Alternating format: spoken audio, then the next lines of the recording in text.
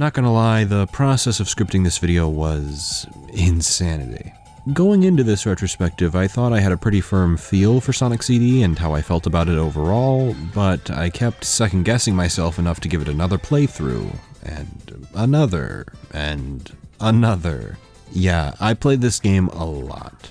Needless to say, I'm still not sure if I truly know what I want to say, though that isn't going to stop me from making the video I promised. CD is a weird enough game that I might never truly know what my opinion is. I'll try to rip into it the same as always, just know that the video might be all over the place.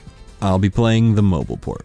Do I really need to go over why it's better than the original? Widescreen, stable frame rate, Tails as a playable character, choice between the Japanese and American soundtracks. Yeah, this is a Taxman and Stealth port of a Sonic game, readily available on Steam, Xbox Live, and PSN.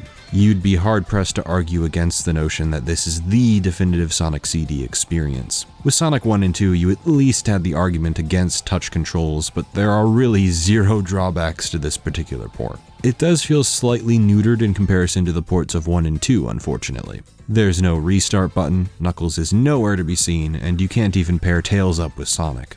I'm also disappointed there weren't more options associated with customizing the soundtrack for each level, especially since Sonic Generations released around the same time and had that option.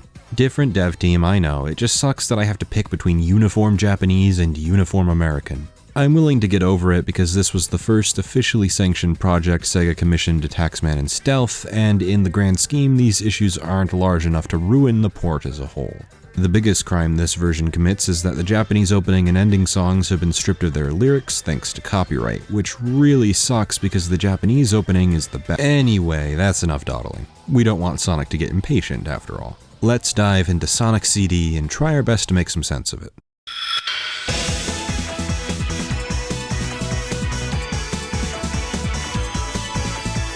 Normally we'd start in a level, but this time there's an opening cinematic. I didn't focus on the story of Sonic 1 or 2 since there's nothing noteworthy to talk about. 2 different islands where Eggman takes over and you need to stop him.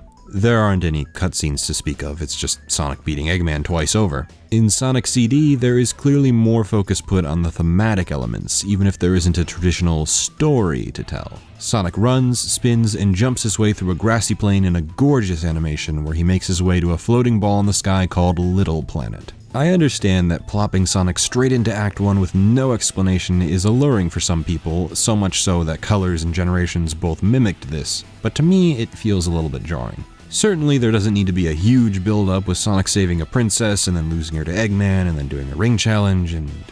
yeah, don't do that. One harmless animation though, perfectly fine by me and adds more substance to be paid off throughout the game. Most good 3D Mario games start off with an opening of some sort. 64 had the letter promising a delicious cake, Sunshine had Mario thrown in Delfino jail, Galaxy had Peach's castle ripped out of the ground and into space. None of these games start in a level, do they? While Sunshine's opening is admittedly paced poorly, my point is that games don't need to plop you right into gameplay just because all the old games did it.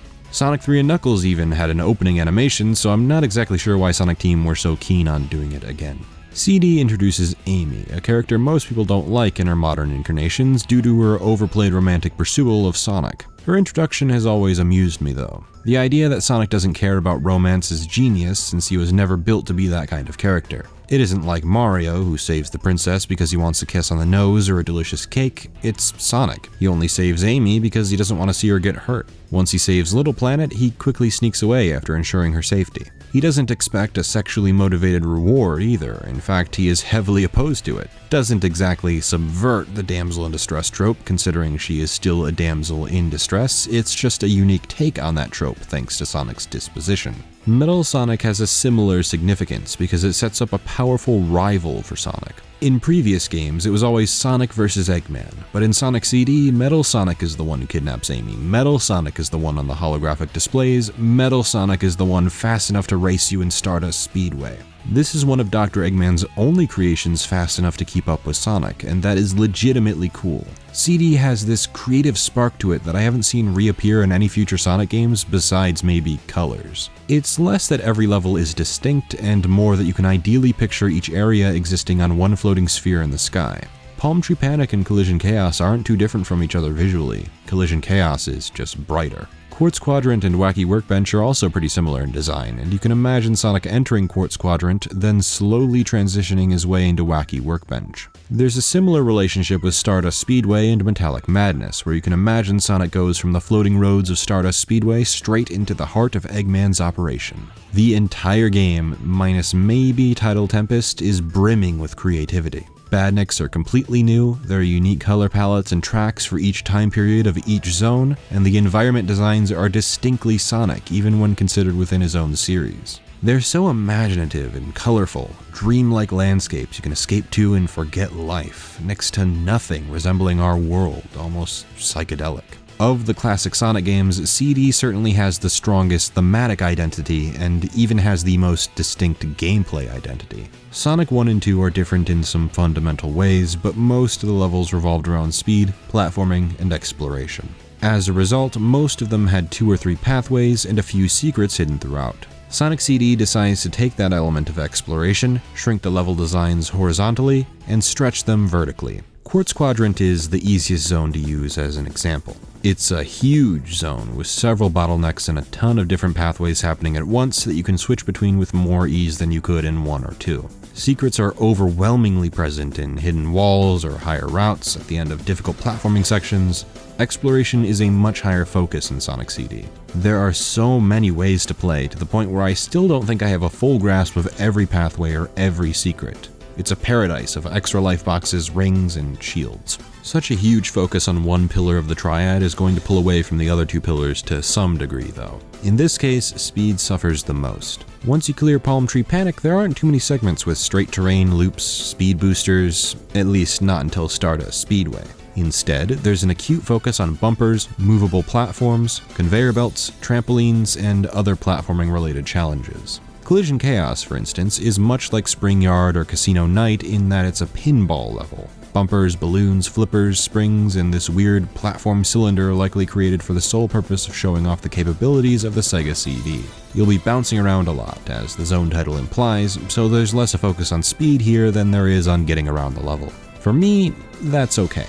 Contrary to what you might believe given what I stated in my Sonic 1 video, I don't dislike platforming-based Sonic. What I dislike is waiting-based platforming challenges, slow underwater platforming challenges, and randomly difficult stages. My problem with Sonic 1 was that it focused way too much on platforming that isn't interesting on any level in any franchise. Sonic CD does it right, at least for these first few zones. Palm Tree Panic focuses a lot on the stuff that makes Green Hill and Emerald Hill so great. There's not much more to say about it. You can tell there are gimmicks in the levels solely meant to be visually expressive, like this plus sign thing that turns the camera pseudo 3D, and this shuttle that boosts Sonic through the wall and out the front, leaving behind a silhouette. I do find that this level and Collision Chaos get a bit too trigger happy with the springs. Collision Chaos in particular showers you in pinball bumpers and springs. They're generally enjoyable, but I really do struggle to find anything to say about them that's meaningful. Every time I finish this game, I come out of it feeling very ambivalent.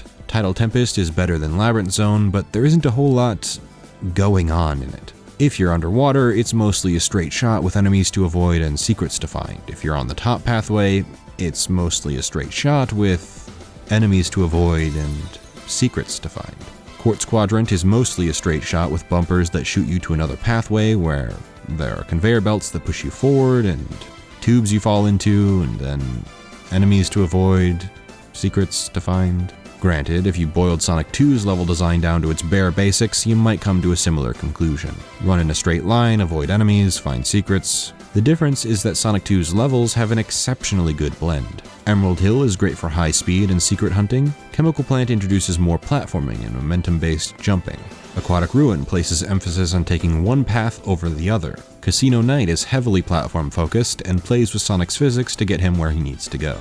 Compare all of that to Collision Chaos. It's kinda like Casino Night, except it lacks the same sense of purpose. I mentioned there are springs and bumpers everywhere, with repeat set pieces, not even a slot machine for extra rings. Tidal Tempest doesn't have any obnoxious underwater stage hazards, yet it lacks what made Aquatic Ruin so memorable: pathway selection and platforming. There is a top pathway, but you still need to go underwater at some point. Stardust Speedway is a lot like Chemical Plant, and there's definitely more of a focus on speedrunning in both of these levels. However, Stardust Speedway rarely uses its loops and tubes to get Sonic somewhere he couldn't reach otherwise, whereas Chemical Plant frequently does this. Ironically, I think Wacky Workbench is the first level with an interesting twist. It's a level based around you avoiding the top and attempting to stay at the bottom without touching the bumpers. Essentially, you're supposed to platform here. But as speed-focused as Sonic is, I can understand why most people would absolutely despise a level which consists mostly of platforming and bouncing into the electrical stage hazards in the background. Obviously, if you try to speed blitz your way through here, you're gonna keep bouncing back up to the top. But even when you're playing the level the way it's supposed to be played, it's not what I would consider riveting gameplay. All you've got to do is jump on the moving platforms and make sure not to fall. Conversely, Stardust Speedway is incredibly speed-focused, almost to its detriment. There's still not a whole lot happening here, and the level is paced to make sure you're constantly, and I mean constantly, stopped. Spikes, walls, surprise inclines, it's all here. There's even a mechanic that swaps platforms in and out of the background with no visual indication that anything has changed. While it is fun to keep your momentum, it's one of the only stages where learning the stage layout is conducive to speedrunning. If you jump at just the right moments, keeping your speed up, running into the right speed boosters and bumpers, you can finish Stardust Speedway in record time. I feel this is a core tenet of Sonic, but I don't think it's universally applied in Sonic CD. Tidal Tempest and Quartz Quadrant are effortless, Wacky Workbench is slightly more difficult but not by much, and the first two levels are the closest to Stardust Speedway's speedrunner-friendly level design. Then you get to Metallic Madness, and it's not even as bad as Scrap Brain or Metropolis. It can be frustrating, sure, but it's nowhere near as frustrating as the previous two offenders. If anything, some of these stage gimmicks can be boring, like these falling spike blocks where you're not allowed to do anything until they fall into place. Or this section where you turn Mini, which is a cute visual gimmick, but it also throws Sonic into a linear section that he's forced to complete until he reaches the goalpost. There are one-way gates that can force you to restart the entire section if you mistakenly go through one. See, this is what I mean when I start any script or thought or conversation about Sonic CD. I can't figure out the impression it's trying to leave on me with the level design. It's wide and expansive, sure, but a lot of the time it leads to shallow levels that are supposed to be made more interesting when you explore them, yet they don't give you many reasons to explore. Ring boxes, shields, lives, yeah, those are cool, I guess, but they aren't long-lasting. Eventually, I stopped caring about it all and just ran through the levels. It doesn't feel like any of the levels were thought through to the extent you'd expect coming off the previous two games. Each zone of both 1 and 2 were meticulously designed to promote a specific playstyle. I wouldn't call any of it wasted space or thoughtless. Springs were placed where they made sense to be placed, secrets in areas you wouldn't expect to find secrets, and paths that have clear benefits. Sonic CD's level design philosophy feels slightly random. Can you tell me what the purpose of this section is in Collision Chaos? Why are there 4 instances of the same half-pipe level set piece? I don't understand what this contributes. Why is there a top beginning pathway in Quartz Quadrant? There's practically nothing up here even if you do manage your way up. Why are enemies placed so randomly? There's no rhyme or reason to it, sometimes they'll just be somewhere, as if the game needed 2 identical enemies somewhere so they put them down. Feels like fan game level design, and that's not a compliment. Fan games and fan levels can be good when coming from the right people. Sonic Mania proves that. Unfortunately, there are just some sections in CD that come off like one of my horrendous levels from Super Mario Maker. I never know what to create in that game, so I end up just placing a bunch of platforms and enemies to create something. Most zones lack cohesion, and it doesn't make a normal run as satisfying. Obviously, they want you to go after the robot generators in each act to get the good ending or whatever, which is a fine effort. Some of these robot generators are really satisfying to find, like this one in Tidal Tempest or this one in Palm Tree Panic. Other times, however, they are completely obtuse. There's a robot generator in Wacky Workbench where you have to let yourself be crushed by a piston, one specific piston. The other ones will crush you, but this specific piston that has absolutely nothing distinguishing it will transport you to a robot generator. Unbelievable. To actually get to a robot generator, you need to run through a pass checkpoint and find a way to run at top speed for as long as it takes to finally get Sonic time traveling. You can try doing this in the level geometry, but I find it only works 50% of the time because some of these levels are way too cramped to allow for fluent time traveling. Instead, each level has a section where you're clearly supposed to time travel. 2 springs right next to each other, a curved incline with a spring at the bottom, etc. More often than not, this system benefits you accidentally time traveling to the future when you don't want to. Even though there are benefits to traveling to a good future, like turning off the electrical hazards and Wacky Workbench, I've never accidentally time traveled to a good future. It's always when I'm trying to get to the past and take out a robot generator, because by the time you get to a generator, you'll probably then attempt to blitz the level, or you'll be near the end anyway. What really doesn't help the generator's case is that you need to take out every single one of them in every act. Even when you know where they are, the hardest part is usually figuring out how to travel to the past, an action that you only have one shot at, by the way, since the past checkpoint will be rendered unusable once you pass through it the first time. If you screw up your chance, you'll have to restart the level. Well, exit and then spam the A button because there's no restart button in the only classic Sonic game where a restart button would have come in handy. I do like the idea of giving you an objective that promotes thorough exploration, and as I said, some of these suckers are fun to find. Unfortunately, there are a few too many of them that aren't, and the time travel system kinda dissuades me from going after the good ones. There is one benefit to destroying them that I do like, however, and that's getting rid of all the enemies. In Palm Tree Panic, I enjoy getting the robot generators, and having my reward be getting rid of sometimes pace-breaking enemies is pretty cool, but that reward loses its luster in the later levels. Going through all that effort just to destroy a generator takes so much more time than it would if you just did the level normally and ran into an enemy or two. Yeah, it sucks in the moment, but in the grand scheme, it's more of a pain to destroy robot generators than it is to just put up with the enemies. Here's the kicker. You don't even need robot generators, because special stages achieve the same goal. Entrances are handled exactly like they were in Sonic 1, unfortunately, but the special stages themselves are so much better. You can move Sonic side to side on a square map with bumpers, traps, water, and some UFOs. Destroy the UFOs and you'll nab yourself a time stone. There are 7 special stages, 14 chances to grab all 7. It is pretty hard to get used to Sonic's turning and jump arcs based on how fast he's going. Sometimes I'll find myself bumping into the water or flying way too fast out of bounds, watching as my timer ticks down. It's always that last UFO, which has such an erratic pattern that I find myself jumping over and over around in a circle trying to get it. There's nothing three-dimensional about these stages, they're sprites layered over a map. Jumping into the UFOs isn't exactly the most obvious thing in the world. There are times where I swear I should have destroyed one but flew right under it instead. Gripes aside, I do like how much more control you have than in Sonic 1, and there are almost no cheap hazards like there were in Sonic 2. I'm willing to get over the gripes to enjoy the actual special stages, and since you have 4 more chances to enter them than in Sonic 1, I have no problem going after the time stones as my good ending route. You'd think this element of choice would be great, given that the previous 2 Sonic games had only one route to the good ending.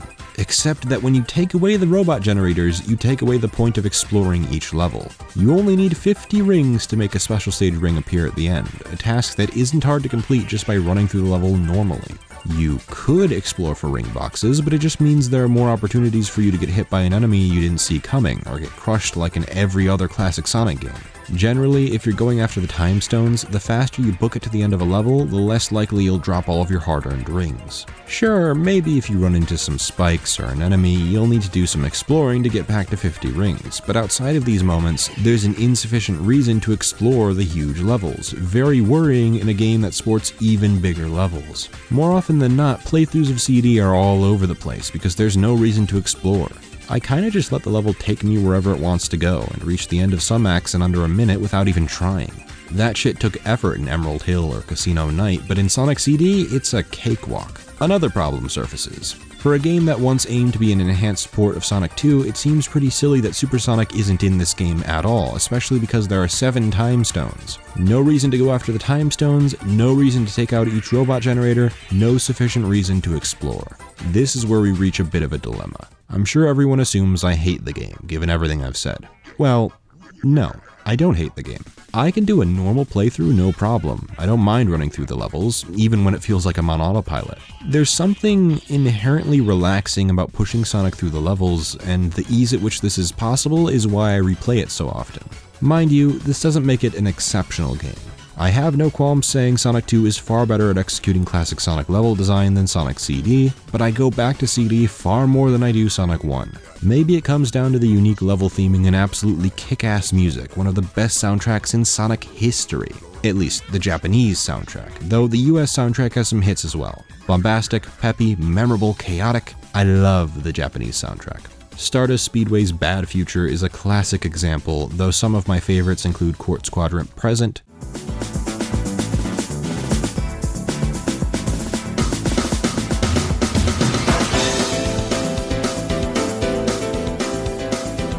Tidal Tempest Present,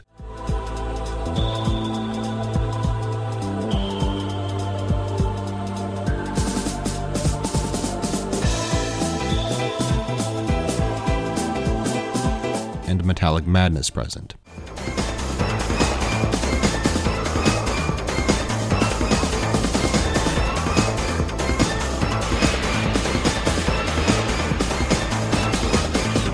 While the level designs are shaky and or forgettable, the presentation is out of this world.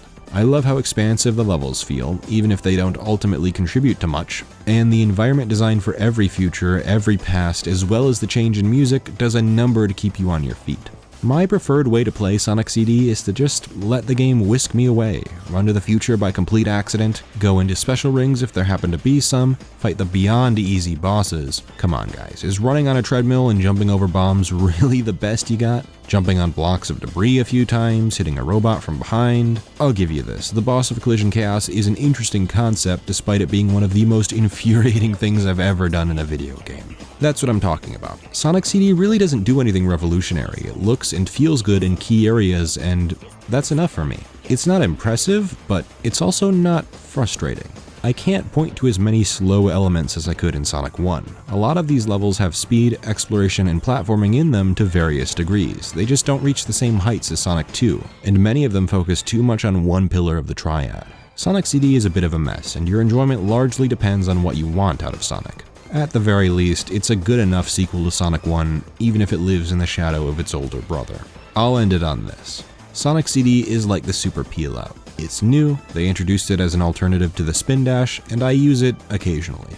There's nothing broken about it, it gives you the same speed as a Spin Dash, and it looks a little bit cooler than a Spin Dash, but why wouldn't I just Spin Dash? Alright, that's all I can squeeze out of my brain about Sonic CD. At the end of the day, I'll always feel slightly conflicted about it.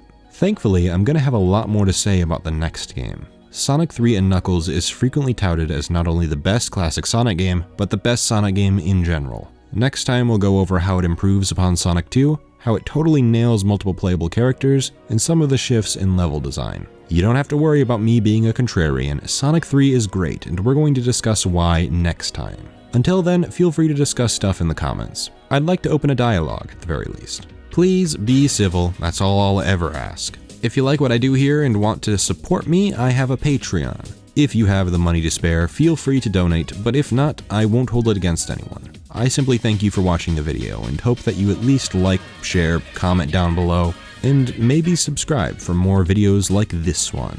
I certainly hope you enjoyed the video. My name has been King K, and I hope you have some well-deserved fun today. That was a little bit corny. Who's on your side? Can you trust? In the middle of the night. Where will you be? If you can't find you, there's no place to go. Nothing to do if you gotta do something.